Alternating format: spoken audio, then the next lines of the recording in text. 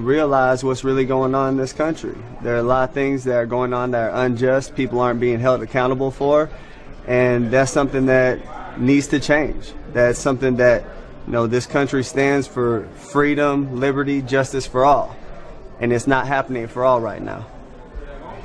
Is this something that's evolved as a philosophy in your mind, and how has this kind of progressed that you make a stand like this? It's something that I've seen, I've felt, wasn't quite sure how to deal with originally, and it is something that's evolved. It's something, as I've gained more knowledge about what's gone on in this country in the past, what's going on currently.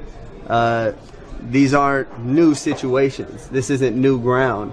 It's things that have gone on in this country for years and years and have never been addressed, and they need to be. Okay, what a hero, what a hero. And the media are treating him like a hero. He's just a hero, an unbelievable hero. ABC News has a column today by Ian O'Connor. This is from ESPN. And this ESPN, as I've said before many times, and as you know, folks, I'm always right, ESPN is just MSNBC with footballs.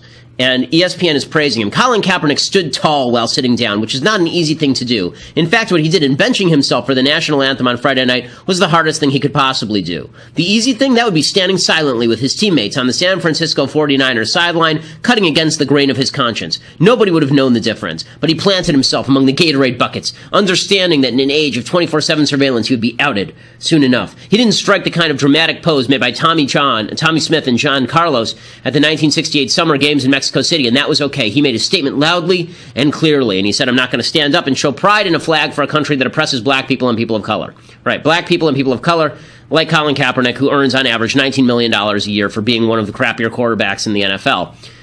Again, that wouldn't be the end of the issue. I mean, there are plenty of people who have made lots of money. There are plenty of black people who were making lots of money in 1950 when Jim Crow was still a thing, right? Sammy Davis was making a lot of money in 1960 when Jim Crow was still a thing. But right now, Jim Crow is not a thing. And so now he's promulgating lies for the lapdog media. And the media are just lapping it up. They love this stuff. They love it.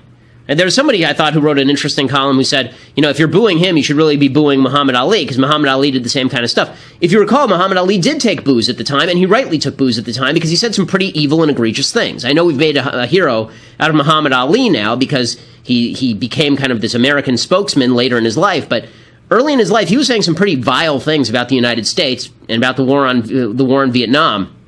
But at least back when he was doing it, there was actual serious racial discrimination happening on a systemic level across the country.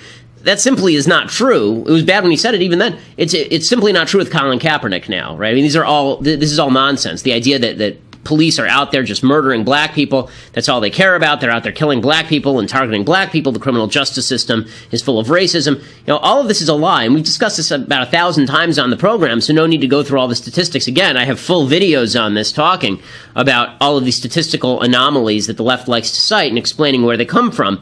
But Kaepernick, first of all, there's something cynical to this. Kaepernick is 5 seconds away from being cut by the San Francisco 49ers for sucking at his job. So he wanted to make this headline, and that way, if he gets cut, he can turn around and say, the real reason they cut me was not because I'm a really crappy football player. The real reason that they cut me is because I am such a standard bearer for Black Lives Matter. Okay, that's worth noting. But here's the thing about Kaepernick. Kaepernick represents the mainstream left. Him not standing up for the national anthem is actually what the mainstream left now believes. Isaiah Thomas, who was the GM of the New York Knicks, one of the worst GMs in NBA history, he said sort of the same thing over the weekend. He said that white silence is violence. This is his line. I look at white silence in these issues as violence. White silence is the equivalent to violence in these issues. First of all, silence is not violence. If silence were violence, then right now I'd be punching someone. Okay, but silence is not violence, obviously. But again, look at the people surrounding him, right? Max Kellerman is the guy who's sitting directly to Isaiah Thomas's left, the execrable Max Kellerman, the worst radio talk show host in America. And he's sitting there just nodding along. This is mainstream left thought. And athletes get celebrated for this, and they get ripped if they don't do this, right? If you sit there and you say something like, I don't think America's a very racist place. I think America's a pretty great place. Then you get ripped as a sellout. You get ripped as an Uncle Tom. If you do what Kaepernick did, you get praised by the media, sports and political both. Whoa, what a courageous guy. What a courageous guy. Well, funny, it's only courageous when the guy is earning $19 million a year for throwing a football. You know, it's amazing. Again, if you have the same guy making the same amount of money saying the reverse, which is actually true, that America is the least racist country in the history of the world, and that our cops are not out shooting black people, but are largely protecting black people. That's why they're policing the inner city. Then presumably you would be called a sellout and an Uncle Tom. Michael Eric Dyson, who's a racialist himself, I think he teaches at Georgetown, he says that black athletes should all do what Colin Kaepernick is doing. Athletes must have enough courage to speak up. You got enough dough, you got enough social currency. Use your mouth to stand up for the very people who made it possible for you to become who you are. The very people who made it possible for you to become who you are. So number one, the people who made it possible for Colin Kaepernick to become who he is are his white parents who adopted him and raised him. And the people who made it possible for him to become who he is are the people who let him into a college where he could play ball, despite the fact that he probably didn't have stellar academic qualifications. The people who made it possible for him to do what he's doing are a lot of the people who are going to these football games and paying his salary, who are largely white fans. The people who make it possible for him to be who he is are all the cops who are defending those games from terrorist attacks and criminals.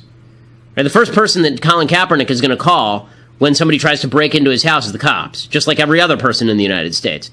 But again, this is now mainstream left thought, and this is the point that I'm building up to, is that this is all part of a broader left. And people talk about the alt-right. The alt-left is the mainstream left. There is no alt-left because there's no mainstream left anymore. It's been totally hijacked by the Black Lives Matter